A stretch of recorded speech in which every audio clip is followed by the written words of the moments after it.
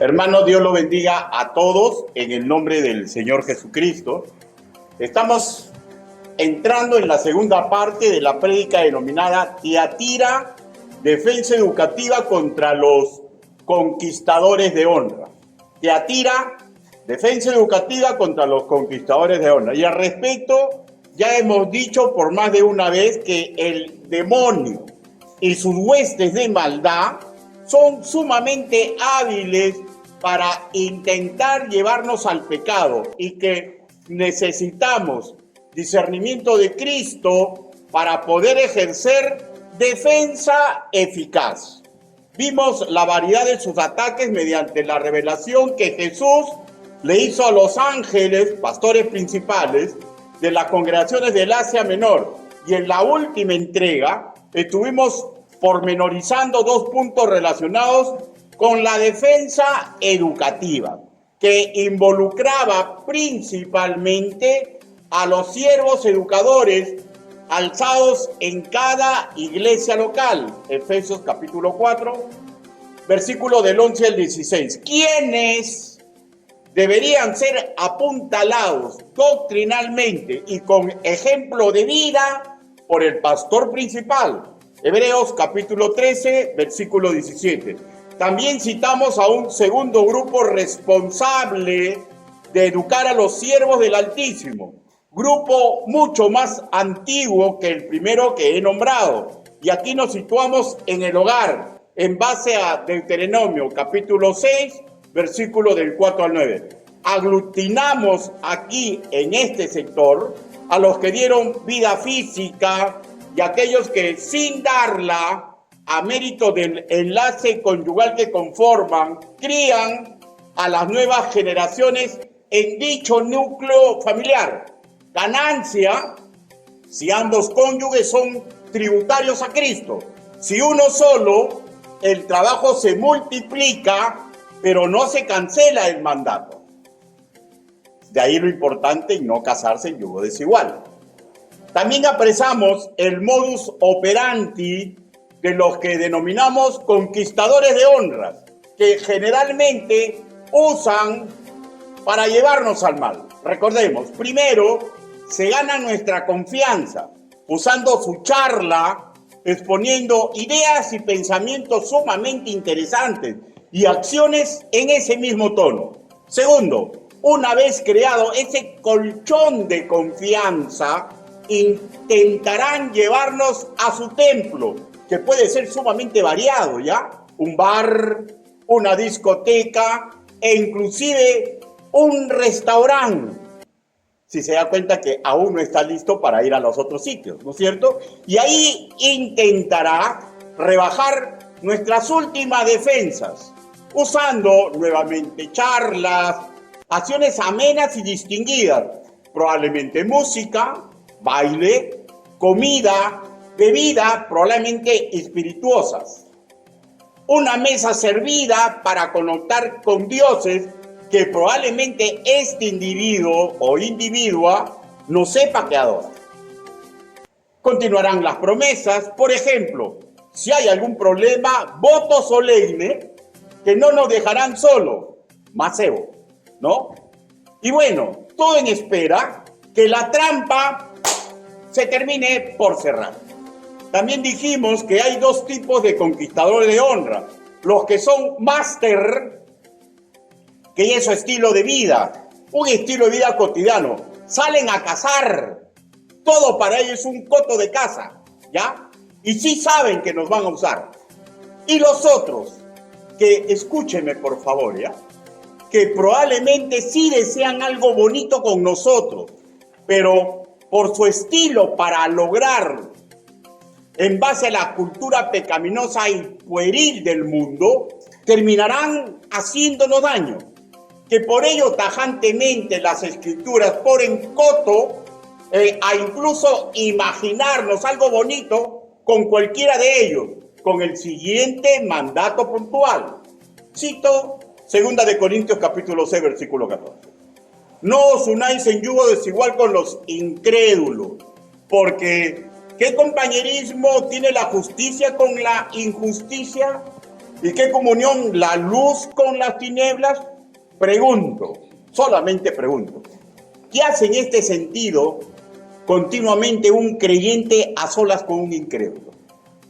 Jóvenes, hermanos, casados, esto es jugar con fuego, ¿ya? Mínimo, cuidemos nuestro testimonio. Repito, repito y repito. Su estilo de vida es lo peligroso, es lo que nos hará daño. Por eso es que las escrituras cortan rápidamente ilusionarse con este tipo de personas. Además está que al ser ellos o ellas familia del diablo, ojo, que para nada estoy diciendo que estén poseídos. Ojo, que para nada estoy diciendo que sean pervertidos, ni que forzosamente sean gente de mal vivir. Pero, usted lo sabe, al no ser de Cristo, sus acciones, tarde o temprano, inclinará su balanza bajo el siguiente patrón práctico y moral que es descrito en Juan, capítulo 8, versículo 44.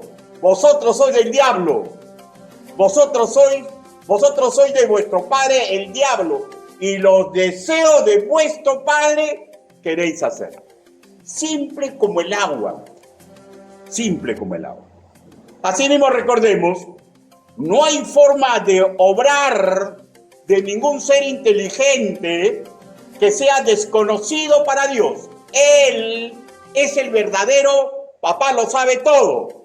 Él, y solo Él, tiene ojos como llama de fuego. Apocalipsis capítulo 8, versículo 18. Repito, no hay nadie fuera de Él que sea omnisciente, solo Él. Salmos capítulo 139, versículo 4. Isaías capítulo 46, versículo del 9 al 10. Y nos ha dejado, hermanos míos, esto es lo maravilloso, nos ha dejado las escrituras para que aprendamos a discernir los tiempos, para que aprendamos a discernir las esencias de las circunstancias que nos está tocando vivir, para que aprendamos a discernir las tramas de los malos y los actos inocentones, pero peligrosos, de otros u otras engañados por la cultura del mundo que pueden inclinarnos al mal. Amorosa y magistralmente nos ha entregado el filo educativo de su espada para pulir nuestro sentido común, para reorientar nuestra conciencia y darnos métodos prácticos para defendernos en un sistema pecaminoso ideado exprofesamente para devorar nuestra santidad. Y lo que voy a expresar es para ustedes y mi persona. Dignifiquémonos aprendiendo a defendernos con la sabiduría de Dios. Habiendo ya detallado el modus operandi de un conquistador de honra, que fue el primer punto tratado en la prédica que antecedió, también vimos el segundo punto, donde distinguidamente vimos la labor de los pastores, maestros, padres de familia creyentes, que son educadores, y obispos. ¿Qué es un obispo? Alguien que pone hasta aquí nomás, límites. Obispos proveídos por Dios para ayudarnos contra la maldad, la necedad, la impiedad que pupula en la sociedad donde nos desarrollamos. Ahora vamos a ir a la línea del frente, pues sabemos que un proceso educativo tiene dos vertientes: el que provee información, ejemplo de vida, el mayor, llámese padre, pastor, maestro, y quien recepciona dicha información y testimonio de vida, llámese el menor. El tercer punto que falta tratar para cerrar esta prédica de dos partes es el siguiente. Tercer punto: responsabilidad del sector que reconocemos como educandos. Responsabilidad del sector que reconocemos como educandos. Proverbios, capítulo 1. Proverbios, capítulo 1.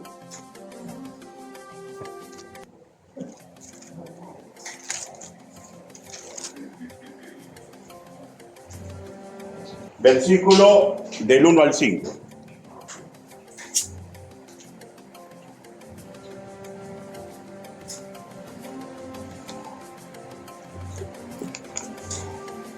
¿Lo tenemos, hermanos? Con excepción de los que están delicaditos de salud, el resto, por favor, pónganse.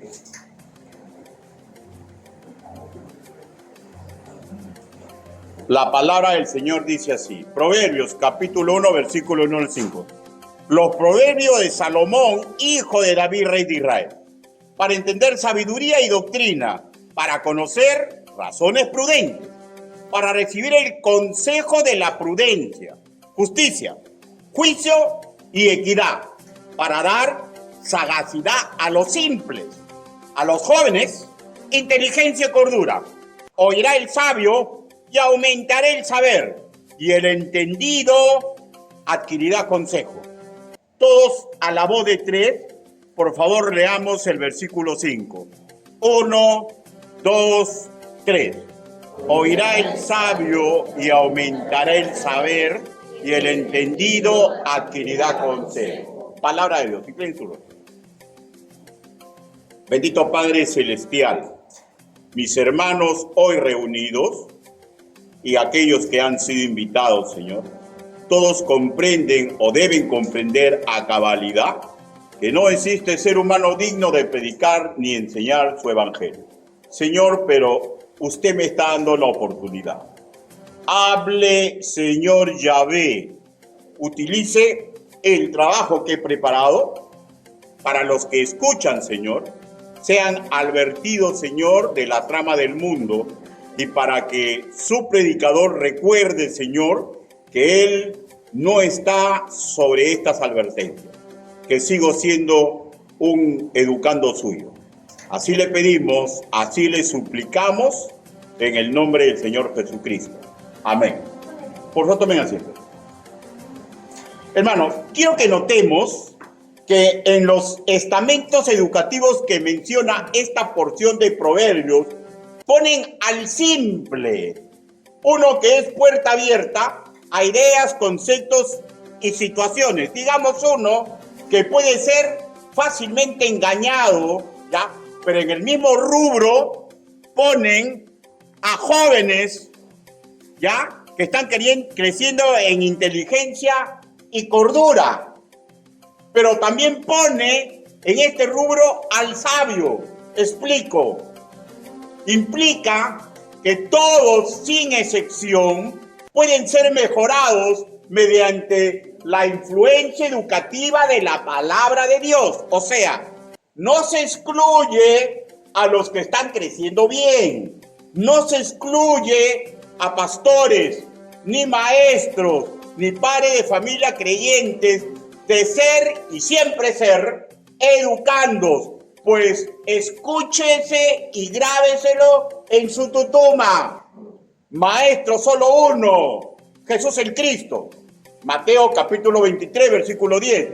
Todos sin excepción podemos mejorar y mejorar y mejorar en ciencia y sabiduría. Solamente Dios es perfecto. Todos sin excepción, si aceptamos el método educativo del Señor, no vamos a ver astutos, en el buen sentido de la palabra, no vamos a ver sumamente inteligentes para buscar la salida a situaciones prácticas. Y eso es posible, hermanos míos. Pero tenemos que aceptar que ninguno de los que están presentes ni el que está predicando debe dejar de ser educado por la bendita y perfecta palabra de Dios. Ahora, este método educativo, hay tres formas bien delimitadas para ser edificados, para mejorar en todo nivel. Escuche. Primero, directamente de las Escrituras, que debería ser casi cotidiana. Si diaria, muchísimo mejor. Si diaria, muchísimo mejor. Segundo, el trato indirecto con las escrituras a mérito de las actividades programadas y aceptadas por nuestra propia iglesia local. Aquí encuadran prédicas, enseñanzas, discipulados, capacitaciones. Y el tercero, una forma personal, con un consejero o consejera calificado, calificada, cuando se necesita un trato más familiar, más íntimo y detallado de un tema sumamente importante que cautiva o lacera nuestro ser. Este método educativo preventivo tiene a su vez dos componentes en donde se expresa el deseo a nuestro favor de parte del Altísimo. Y esto está relatado, por ejemplo, hay varios, pero por ejemplo, Santiago, capítulo 1, versículo del 22 al 25. Búsquelo, por favor. Santiago, la carta del apóstol Santiago, capítulo 1, versículo del 22 al 25.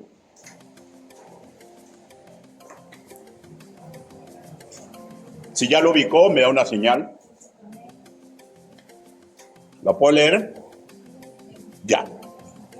Santiago, capítulo 1, versículo 22. Dice así: pero sed hacedores de la palabra, y no tan solamente oidores, engañándoos a vosotros mismos. Porque si alguno es oidor de la palabra, pero no hacedor de ella, este es semejante al hombre que considera en un espejo su rostro natural, porque él se considera a sí mismo y se va y luego olvida cómo era. Mas el que mira atentamente en la perfecta ley, la de la libertad, y persevera en ella, no siendo oidor olvidadizo, sino hacedor de la obra, este será bienaventurado en lo que hace. Por favor, escuchen. Escuchar deriva en asistir, ¿no es cierto? Implica separar tiempo para sufrir esa influencia educativa que se debería de prolongar, es el deseo del Padre Celestial, en una acción positiva. ¿Cuál es la acción positiva? Hacer lo bueno. Y recién ahí, escúcheme ya, recién ahí esperar protección divina, descansando en el Señor. Descansando en el Señor. Porque si no, hermanos míos, vamos a pedir magia.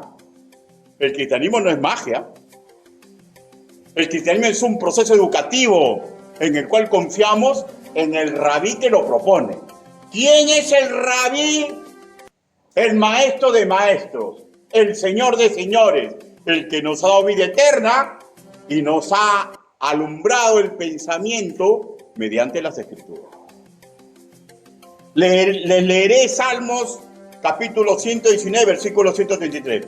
Hazme andar conforme a tu palabra. Y de ahí viene, no permitas que la maldad me domine. Pero dense el componente, ¿ya? Ahora, este segundo componente que le corresponde al educando es el acto de hacer. Porque primero permite que haya influencia en la palabra y hazme andar, el acto de hacer. Y está claro, ¿no? Andar en el camino recto propuesto por el Salmo que acabo de leer. Pero hay más. Busquemos Proverbios, capítulo 19, versículo 20.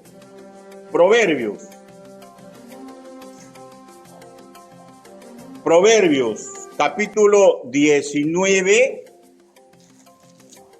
versículo 20.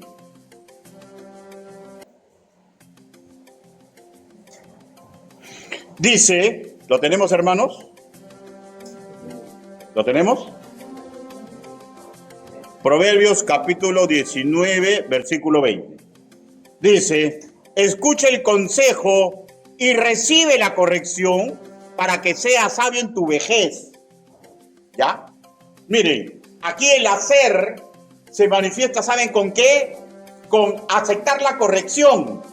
O sea, ya no es una acción preventiva, aquí ya es algo punitivo, castigador, que tenemos que aceptar que venga a nuestra vida. ¿Para qué? Para ayudarnos a recuperar la ruta sabia que en el futuro nos va a conducir al triunfo.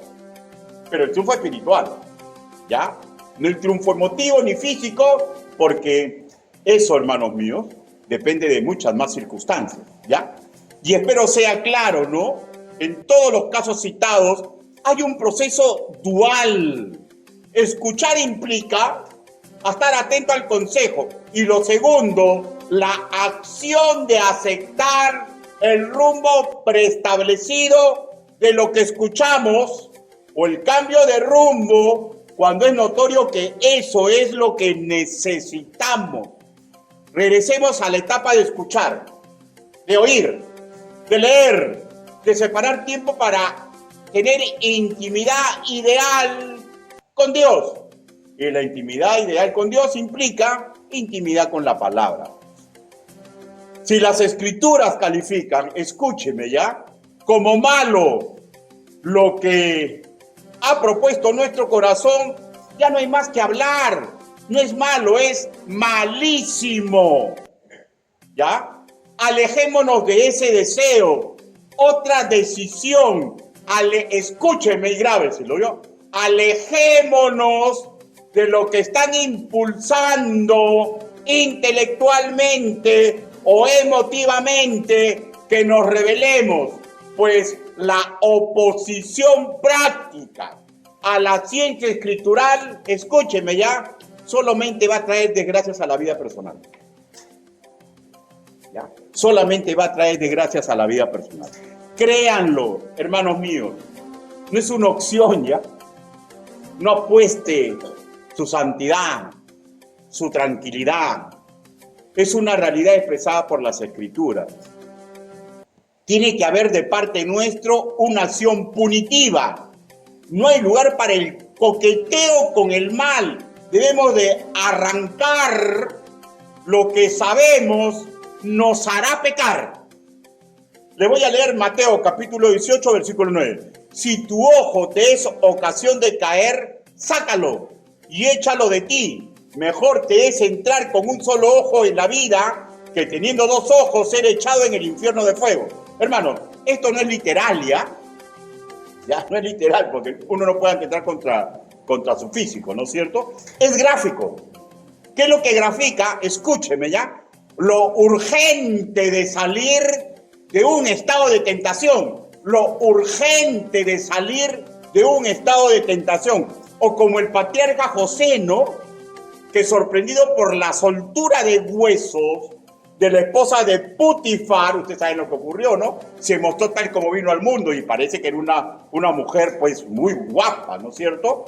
¿Ya? Porque estaba casada con uno de los funcionarios más distinguidos de los egipcios, ¿no?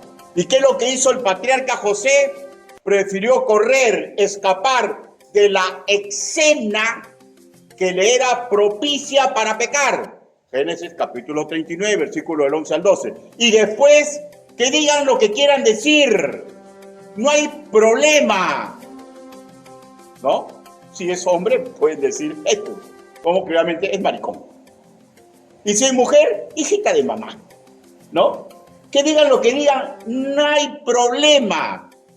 ¿Y saben por qué, hermanos míos? Porque Dios está ahí.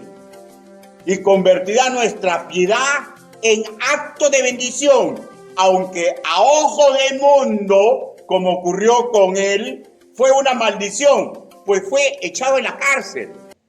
A mí que me interesa que me digan que soy cobarde, que ya no me gustan las mujeres. ¿Qué le interesa a usted que le digan, ay, hijita de mamá? Corre, hermano. Tenemos que alejarnos, tiene que ser una cosa tajante. Porque acuérdense ya, él salió, corrió, y la mujer lo difamó, y terminó en la cárcel. Para el mundo antiguo, pobrecito, llegó la maldición, pero sabemos que no era así, porque Dios estaba ahí. Y lo que el mundo ve como maldición, se trocó en bendición. Porque mediante él subsistió el pueblo de Israel. Pero todo lo que hemos escuchado requiere fuerza emotiva, requiere valentía moral. Y escúcheme la receta, ¿ya? Que solamente se obtiene y se mantiene teniendo intimidad con Dios. Teniendo intimidad con Dios. Josué, capítulo 1, versículo 9.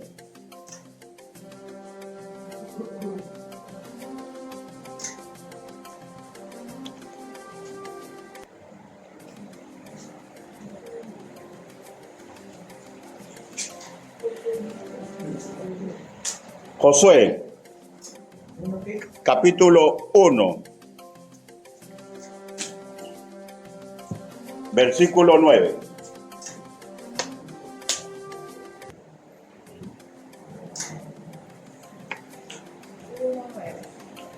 ¿Lo tenemos? Ya, miren lo que dice. Mira que te mando que te esfuerces y seas valiente. ¿Ya? Le está diciendo, ten fuerza moral. Sé valiente. No temas ni desmayes. Porque Jehová tu Dios estará contigo donde quiera que vayas. ¿Ya? Ahora, Isaías, capítulo 41.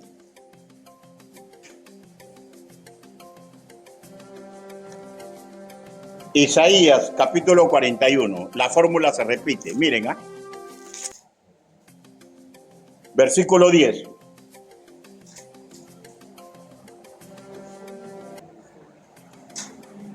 Dice, ¿lo tenemos? No temas, porque yo estoy contigo. No desmayes, porque yo soy tu Dios que te esfuerzo. Siempre te ayudaré, siempre te sustentaré con la diestra de mi justicia. Por favor, escúchenme.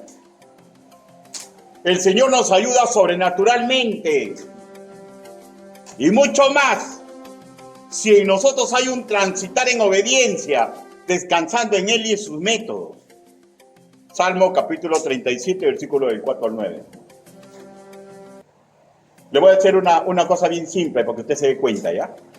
Cuando nosotros lo que dice la palabra del Señor lo hacemos una realidad en nuestra vida, ¿ya? Lo que hacemos una realidad en nuestra vida es algo parecido a esto, ¿ya? Dice, no, esfuérzate, sé valiente porque yo estoy contigo, ¿no? Pregunto, un pecado terrible que usted puede cometer, ¿lo cometería si anda con su pastor? Pregunto, un pecado terrible que usted puede cometer, ¿lo cometería si anda con su padre, que usted sabe que lo ama mucho? Probablemente no, ¿no? De hecho que no. ¿Y saben por qué? Porque la intimidad con lo santo, con lo puro, con lo bueno, con lo noble, con lo honorable, que cautiva nuestro corazón, ¿ya? Nos evita el pecado. Por eso que tenemos que tener intimidad con el Señor, porque la intimidad con el Señor hace que nuestra valentía, nuestra grosura moral no sea fácilmente rebajada. Leamos Proverbios, capítulo 10, versículo 21. Proverbios, capítulo 10, versículo 21. Dice, los labios del justo apacientan a muchos, mas los necios mueren por falta de entendimiento. O sea, dice que la necedad, ¿no?, nos conduce a la muerte, ¿no? ¿Sí o no? Ahora, hallémosle, porque usted sabe que usted puede obrar neciamente, pero no se mueve, ¿no? Físicamente, ¿no? Pero entonces, hallémosle sinónimos a la muerte. Si vamos a obrar obrando neciamente, ¿ya? Tómelo en cualquier situación, ¿ah? Pero específicamente con los conquistadores de honra, ¿ya? ¿Ya? La muerte, ¿a qué sabe? A fracaso. La muerte, otro sinónimo, angustias innecesarias. Otro sinónimo, putrefacción. Otro sinónimo, dolor a mis seres queridos. Dolor a mis seres queridos. El que no hace caso a la palabra del Dios, el que conscientemente hace al revés, es terco, rebelde, no se está cuidando, no se está guiando por el instinto de supervivencia espiritual que conocemos como sentido común. Y el sentido común sube cuando aceptamos la intimidad con Dios. ¿Y saben lo que va a pasar con ese individuo? Sin importar su sexo, sin importar el tiempo que esté en las escrituras, terminará dañándose y de hecho, luego va a dañar a otro. Permítame leer Isaías capítulo 3, versículo 11. ¡Ay del impío! Mal le irá, porque según las obras de sus manos le será pagado.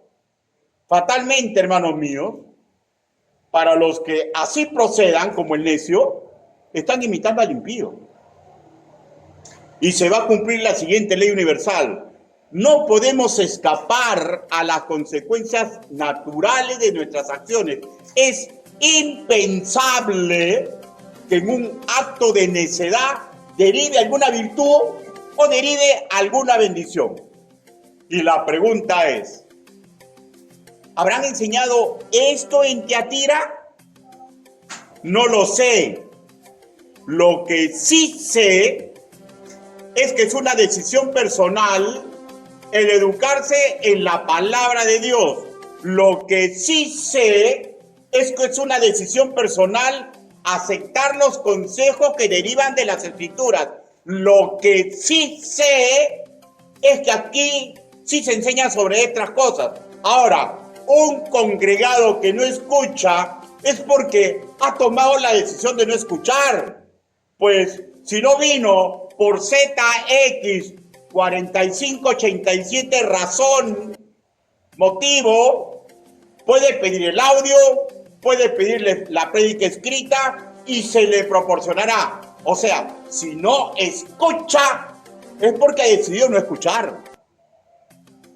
¿Estamos claros? O sea, el proceso educativo implica que el educando acepte ser educado. Pero si no quiere escuchar, ¿qué podemos hacer, pues? ¿No? He ahí la cuestión.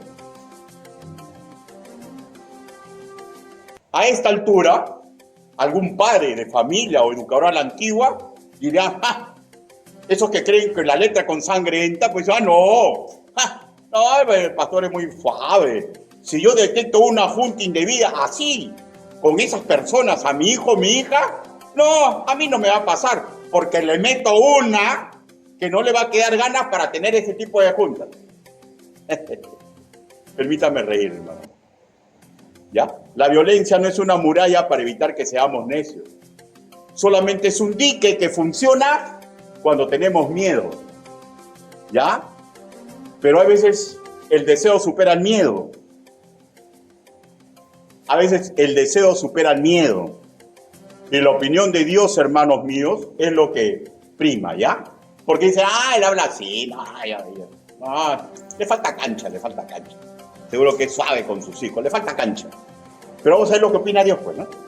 Proverbios, capítulo 27. Proverbios, capítulo 27.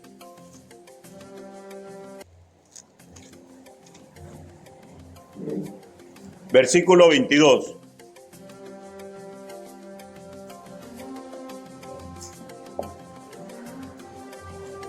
¿Lo tenemos?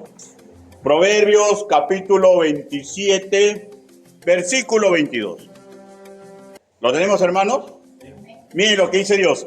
Aunque majes al necio en un mortero entre granos de trigo majados con el pisón, no se apartará de él su necedad. ¿Ya? ¿Es claro, hermanos míos? La violencia es inútil. Pasa el dolor, pasa el miedo y el necio va a ser de las suyas. Ahora, leamos Proverbio 27, 23. Ya. Entonces le dice, sé diligente en conocer el estado de tus ovejas y mira con cuidado por tus rebaños. O sea, aguante pocas palabras, ¿no? Hermanos míos, tenemos que ser diligentes y mirar claramente la realidad. Escúcheme la realidad. Los sumamente jóvenes de edad, los sumamente jóvenes de edad, los sumamente jóvenes de edad, ¿ya? Como todo recién nacido de nuevo, o sea, ahora estoy hablando de lo espiritual, son simples por naturaleza, ¿ya? Y esto los va a empujar con naturalidad al camino del necio. Lo mejor que puede hacer un padre es colaborar desde que son pequeñísimos salvajes a que aprendan la ventaja de la obediencia. Y lo mejor que puede hacer un creyente que ya se sabe su papel de educar, ¿ya? Tener formas de llevarlo a la obediencia. Un ejemplo, solamente un ejemplo. Un ejemplo. Tengo un hijo que no quiere venir a la iglesia. Pero yo tengo que llevarlo a la obediencia. Porque sabemos que el que no congrega, ¿cómo dice la Biblia? ¿Cómo dice? ¿Quién se acuerda? No congrega, como muchos tienen por costumbre. No congregando, como muchos tienen. Entonces, violentamente, vamos, tenemos que ir a la iglesia. No, pues hermano, hay que conocer. Todavía es una persona que adolece, tiene una mentalidad todavía no madura. Y bueno, pues le gusta el lomito saltado. Se derrite por el lomito saltado. Y le dice, pues, ¿quieres que haga lomito saltado? Sí. Vamos a la iglesia y te amo tu lomito, como tú quieres. Me dices un poquito más, te sirvo un poquito más. O sea, tienes que conocer a tu ganado. Tiene que conocer el pasto que le gusta. Tiene que aprender a ser hábil, astuto, para llevarlo a caminos que no sean pecaminosos. ¿Ya? O sea, estoy hablando con suma claridad, creo, ¿no? Bueno, pues. ¿Y saben por qué, hermanos míos? Porque ellos tienen que aprender la ventaja de la obediencia. ¿Ah? Y esto no es un camino fácil, ya lo hemos explicado, ¿no? En el punto que dedicamos a los padres y maestros congregacionales. No hay ruta fácil en el cristianismo. Requiere un proceso paulatino, pero aquí viene lo interesante. Ese proceso paulatino que nosotros queremos entregar a nuestros hijos, queremos entregar a nuestros educandos, agárrense, ¿ya? No empieza con ellos, ¿ya? Empieza con nosotros. Cuando nosotros fuimos alcanzados por el Evangelio, y ahí debemos continuar. Me estoy dando cuenta que estoy siendo un joven ilustre en el Señor. Me estoy dando cuenta que llego a ser un sabio. Pero ¿saben qué? No interesa el colchón de sabiduría que tengo. Debe ser un estilo continuativo de vida. La buena carrera y siempre pensar en la buena batalla como lo hacía el apóstol Pablo, 2 Timoteo capítulo 4, versículo 17 al 8. O sea, es un proceso que no empieza con el que usted esté educando. Empieza en usted. ¿Saben por qué? Porque ¿cómo enseñar lo que yo no practico? Y qué difícil se hace practicar aquello que no he hecho un hábito de mi vida. Pastor, ¿y desde cuándo tuve esa oportunidad? Recuerde, desde que recibió a Cristo como su Señor y Salvador. Pero qué pesado es discipularse, qué pesado es escuchar la palabra del Señor. No tengo tiempo, pero tengo que preocuparme por mis hijos. Sí me preocupo, porque trabajo y sí me preocupo. ¿Y qué va a pasar cuando tú le digas, tienes que leer la Biblia? Y él nunca ve que tú lees la Biblia. ¿Qué va a pasar? Que dice, vamos a la iglesia, pero tú sales renegando de tu casa para ir a la iglesia. Le creamos una dicotomía. Esa influencia en los hijos para que estén, empiece en nosotros y se prolongue en ellos. Y hay modelos bíblicos de siervo del Altísimo, hermanos míos, que dejaron la batalla cotidiana. Ejemplo emblemático, el caso de David, ¿no? Dejó la batalla y le vino una segudilla de pecado, ¿no? Cuya consecuencia lo persiguió hasta su vejez. La espada nunca se alejó de su familia. Mucho más. Y eso está relatado en 2 de Samuel, capítulo 12, versículo del 7 al 15. Hermano, o sea, cuando yo recibí a Cristo como mi Señor y Salvador, yo debo comprender que es una vida continua, prepararme para la próxima batalla. Regresemos nuestra mirada a los que nos pueden llevar al mal, ¿ya? Preguntémonos lo siguiente: estos conquistadores de honra, ¿a quiénes le echan ojo? Vamos a volver a una analogía con los falsos maestros, ¿ya? Segunda de Pedro, capítulo 2, versículo 14. Segunda de Pedro.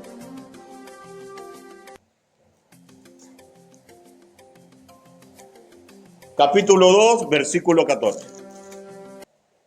Dice la palabra del Señor así: tienen los ojos llenos de adulterio, no se sacian de pecado, seducen a las almas inconstantes, tienen el corazón habituado a la codicia y son hijos de maldición. ¿No? Ojo que estamos hablando de un falso maestro, ¿ya? No estamos hablando de un joven que neciamente se está alejando de la palabra del Señor. Pero vamos a ver, ¿qué buscan? Almas inconstantes, usando la riqueza de nuestro propio, estamos hablando de los conquistadores de hornas, miren, usando la riqueza de nuestro propio idioma, expliquemos qué es un inconstante. Persona que no tiene una voluntad definida por hacer algo o un modo de hacerlo, o sea, es sumamente inmaduro, que cambia con demasiada facilidad de pensamiento, afición, opinión o conducta. Más parece la definición de un adolescente, ¿no? ¿Sí o no? Un creyente descrito por Santiago capítulo 1, versículo 8. Búsquelo, por favor. Santiago.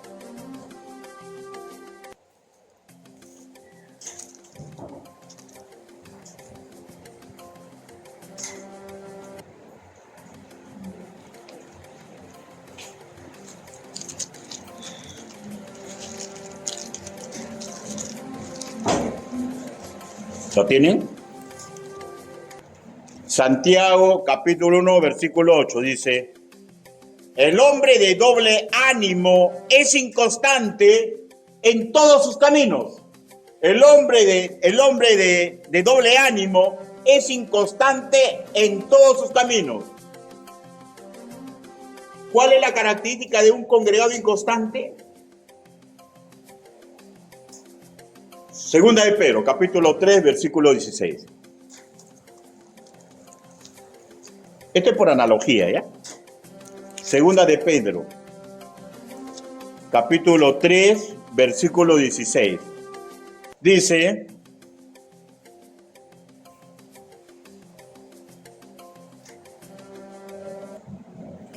casi en todas sus epístolas, hablando de ella, de estas cosas, entre las cuales hay algunos difíciles de entender, los cuales los indoctos e inconstantes tuercen, como también las otras escrituras para su propia perdición.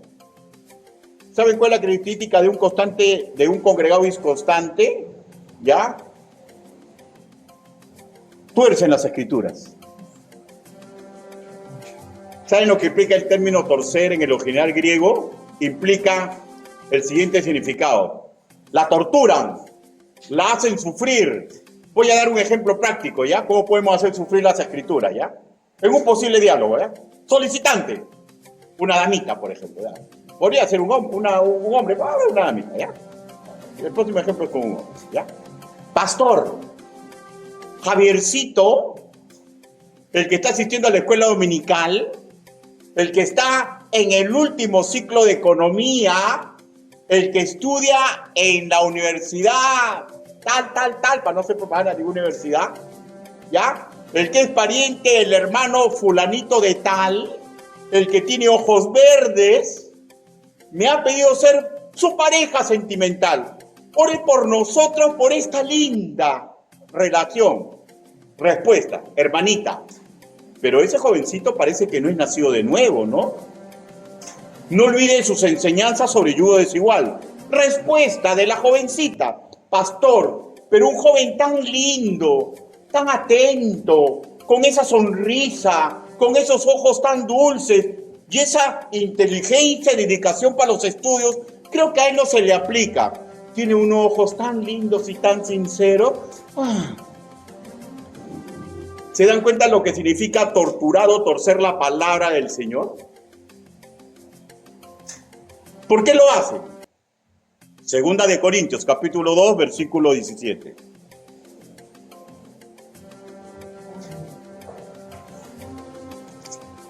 Segunda de Corintios,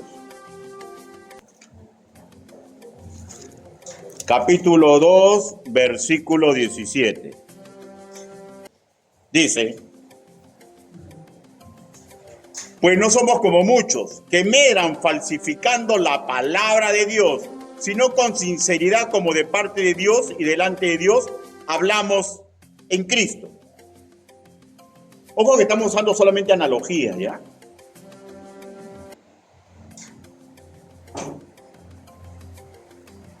El motivo por el cual Pablo enseñaba por qué un falso maestro cambia la palabra de Dios. ¿Por qué la cambia? ¿Por qué cambia un alma inconstante que sea inocentona, que no sea mala, ¿ya? Que sea inocentona? ¿Por qué la cambia? ¿Por qué suelen decir a lo malo bueno y a lo bueno malo? ¿Saben por qué? Por su propio interés carnal. La palabra medran en este verso tiene que ver con un acto de comerciar, traficar. ¿Por qué uno hace así? ¿Por qué uno trafica? ¿Por qué uno comercia? Para ganar lo que deseamos. No implica algo malo. Son los deseos de una persona. Lo malo está en lo que continúa. Falsifican, o sea, adulteran, corrompen, tuercen, desnaturalizan, torturan la palabra del Señor por los deseos que está vergando en su corazón. O sea, hacen que la palabra del Señor apruebe su proyecto malinterpretándola. Ahora, un ejemplo. Ejemplo fue ahora de un hombre. Me voy a unir a Camucha porque yo sé mi mandato y yo voy a hacer que reciba a Cristo. Pregunto, ¿dónde ha escuchado usted que el matrimonio es evangelismo? No. Incluso el noviazgo no lo es. El noviazgo es prueba de complementación para apreciar qué tan sabio es continuar hasta el altar conyugal. Hermanos, el amor y las acciones sin ciencia y sabiduría solamente es excusa para cumplir nuestros deseos. En el caso específico de la señorita que dialogaba con su pastor y con el joven, está claro, ¿no? Ella quiere quedarse sí o sí con ese galán y el resto no le interesa. Y el jovencito quiere casarse sí o sí y el resto no le interesa. Hermano, ¿saben cuál es el peor martirio? Siendo ya creyente, comprendiendo a cabalidad que la salvación es por gracia. ¿Saben cuál es el peor martirio que puede decir un creyente que verdaderamente ama y tiene cariño a una persona con la cual se casa, sabiendo que no es creyente? Que cada día que despierta, sabe que si esa persona que ama se muere, se irá al infierno. Y cada día que pasa, si es una persona que está enchufada con Dios, es un martirio. Volver y voltear a la mujer que yo amo, al hombre que yo amo, y saber que si se muere, se va a ir al infierno. Tristemente voy a decir que los diálogos que usted ha escuchado parecen graciosos, ¿no? Pero es muy ilustrativo que las hormonas cuando gritan intentan apagar la razón escritural y el sentido común. Ella lo evangelizará. Pues así mandan las escrituras, el joven, porque así mandan las escrituras. Ese no es un amor maduro de evangelismo, es candidez, es inocentón. A la vela. Claro, puede ligar, pues, ¿no? Porque de 1 a 1 millón, pero puede ser. Pero pregunto, ¿usted está dispuesto a transgredir la palabra del Señor como si fuera una apuesta? Hay dos tipos de adolescencias espirituales, ¿ya? Aquellos que recién empiezan y necesitan mucha educación para ser fortalecidos. Y los que ya son jóvenes o adultos espirituales que clasifican como sabios, pero que olvidan que la intimidad con Cristo es un proceso de toda la vida. Y al olvidarlo, regresan hacia atrás y saben lo que le va a suceder. No importa cuántos años sea de pastor ya, cuántos años tenga enseñando en una universidad, se olvida su intimidad con Cristo ya. Cuando llegue la crisis a su vida, va a adolecer de fuerza emotiva y valentía moral que antes sí tenía. Y esto no es raro, porque el Señor ya lo describió. ¿Se acuerdan lo que dice Juan capítulo 15, versículo 5? Yo soy la vid, vosotros los pámpanos, lejos de mí, nada bueno podrán hacer. Ah, no, yo soy el pastor, yo enseño en tal universidad, en tal esto, yo disipulo. Pero si yo pierdo intimidad con él, o sea, con sus métodos para ser fuerte y valiente, nada bueno va a poder hacer. ¿Cuánto tiempo me durará ese tanque de fuerza? No lo sé, porque cada uno es diferente. Pero, por ejemplo, David, ¡ay, Dios de mi corazón! ¡Qué fuerte, hombre, no de Dios! El hombre con el corazón de Dios, ¿no? Y en una nomás. Se acabó su fuerza moral y se acabó su valentía para resistirse a sus hormonas. Y ocurrió lo que usted sabe que ocurrió. Pregunto, ¿usted cree que es superior a David?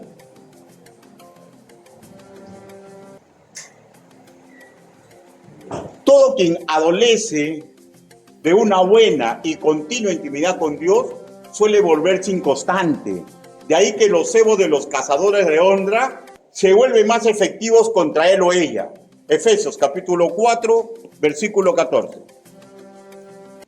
Efesios capítulo 4, versículo 14.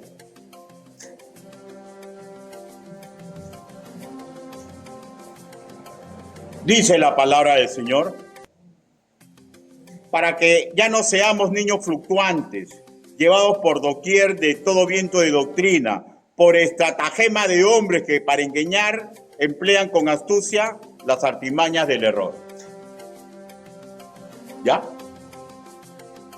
Entonces, como dije anteriormente, la respuesta no es la violencia, sino la educación que les proveemos y el convencimiento de ellos, de los educandos, de aceptar por su bien la guía educativa, doctrinal y práctica que se le pone a aquel que lo está cuidando.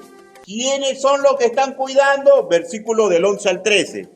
Dice, y él mismo constituyó a unos apóstoles, profetas, a otros maestros, a otros pastores y maestros. ¿Para qué? A fin de perfeccionar a los santos, a los educandos, para la obra del ministerio, para la edificación del cuerpo de Cristo. Escúcheme, por favor. Una persona que no conoce las Escrituras fácilmente se puede comer un cuento chino como una verdad espiritual. Es fácilmente engañado por viento de doctrinas. Pero incluso conociéndolas, hermanos míos, cuando nos alejamos del método dual, poco a poco se pierde fuerza, valentía, y eso es una decisión personal. ¿Cómo ocurrirá a usted? No lo sé. ¿Cómo me puede ocurrir a mí si me olvido? No lo sé, porque no sabemos. Pero veo el ejemplo de David, un hombre con esa fuerza, en una nomás, pundungún. Y lo sufrió toda su vida. Una decisión personal, no perder intimidad con Dios. Los mayores en la fe, los cuidadores por naturaleza, padres de familia creyentes, pastores, maestros en general, no toman sus decisiones, pero sí toman las suyas, ¿no? Yo tomo mi decisión. ¿Cuál es mi decisión para ayudar a mi Grey? ¿Cuál es mi decisión para ayudarme yo mismo? Simple. Seguir educándome en la palabra del Señor.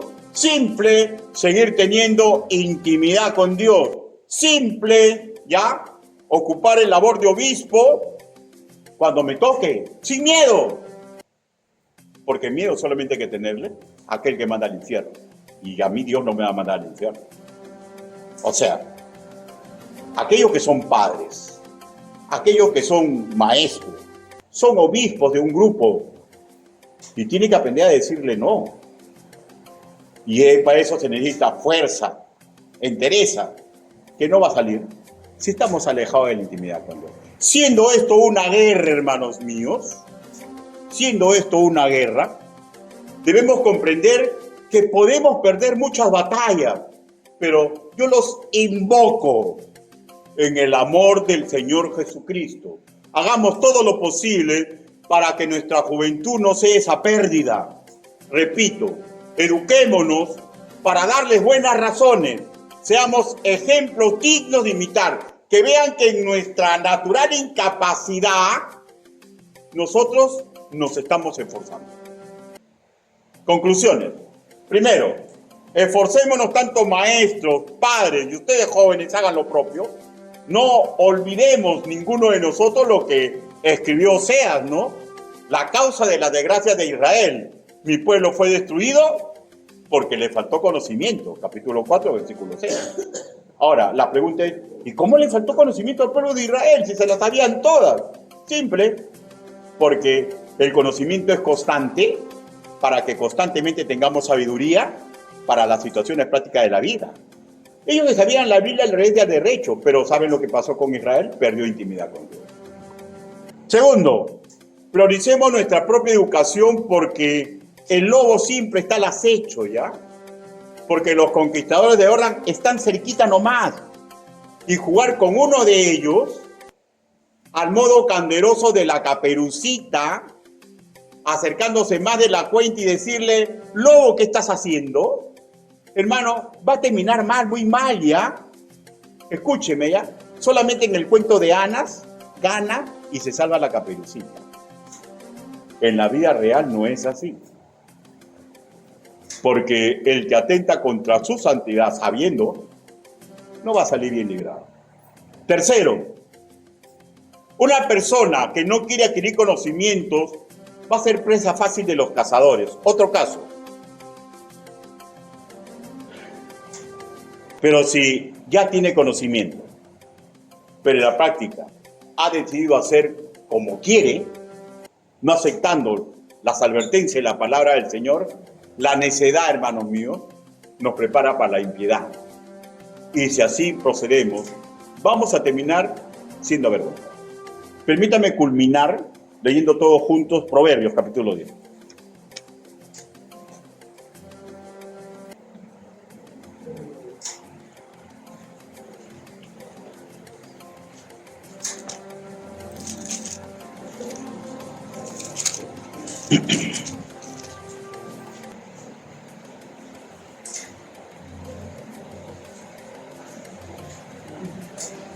Confiemos en Dios, Señor. Confiemos en Dios, en sus métodos. Puesto de pie todos, por favor.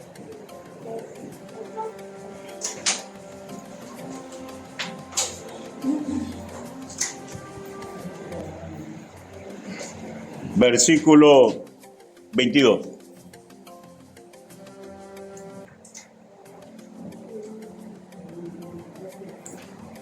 Dice todos juntos la voz. 1, 2, 3. La bendición de Jehová. Proverbios, capítulo 10, versículo 22. Proverbios. Una muestra clara de que soy un hombre imperfecto. Proverbios, capítulo 10, versículo 22. ¿Lo tenemos, hermanos? Todos juntos, a la voz de 3. 1, 2, 3. La bendición de Jehová es la que enriquece y no añade tristeza con ella. Escúcheme para terminar. Los métodos educativos son la bendición que Jehová nos ha puesto a nosotros. Usémoslo. Y yo le aseguro, le fuimos certificados. La tristeza por pecar en esta forma tan aberrante que podemos perder todo, no ha venido a nuestra vida. Y si viene, hermanos míos, y si viene, hay métodos de Dios para retornar al camino correcto. Inclinen su rostro. Vamos a orar. Bendito Padre Celestial, Señor, su palabra ha sido predicada.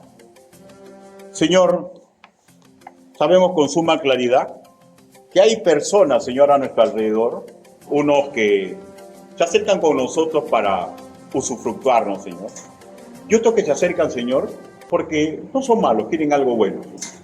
Señor, pero En su palabra usted nos advierte que si no son tributarios suyos, tarde o temprano, sea uno u otro caso, nos van a terminar haciendo daño. Ayúdenos, Señor, para que seamos fuertes, Señor, para que seamos valientes cuando llegue ese momento. Ayúdenos, Señor, para no pensar que la victoria en la batalla llega en la misma batalla. Ayúdenos, Señor, para comprender que la victoria en la batalla es producto de un entrenamiento continuo, Señor, en usted. Ayúdenos, Señor. Quiero hacer una invitación. ¿Alguien desea recibir a Cristo como su Señor y Salvador personal? ¿Alguien desea ser ayudado en algún problema? Si ese es su caso, específicamente recibir a Cristo como Señor y Salvador personal, háganos una señal, levante su mano.